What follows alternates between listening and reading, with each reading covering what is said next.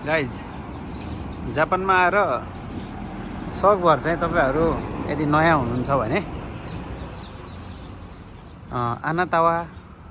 आनाता भन्ने शब्द चाहिँ प्रयोग नगर्नु होला है, किनकि त्यो शब्द त्यति राम्रो शब्द चाहिँ होइन। हामी नेपालमा चाहिँ तपाईँ भन्छौँ होइन, तर यहाँ चाहिँ त्यो शब्दले त्यति राम्रो प्रभाव पार्दो रहेनछ। यहाँ चाहिँ जस्तै मेरो नाम राज हो, राज सान भन्यो भने चाहिँ खुसी हुन्छ जस्तै होइन। नामको पछाडि सान जोडेर भन्यो भने चाहिँ जति ठुलो मान्छेले पनि उनीहरूलाई त्यो कुरा चाहिँ राम्रो लाग्दो रहेछ। तर हामी ओहो आनाता भन्दा तपाईँ भन्दाखेरि त उनीहरू खुसी हुन्छ होला भनेर हामी आनाता भन्छौँ होइन।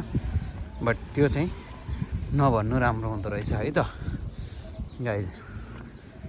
अनि टक्क बत्ती यसरी बल्दाखेरि चाहिँ हिँड्ने, अदरवाइज चाहिँ रोकिने गर्नुपर्छ है।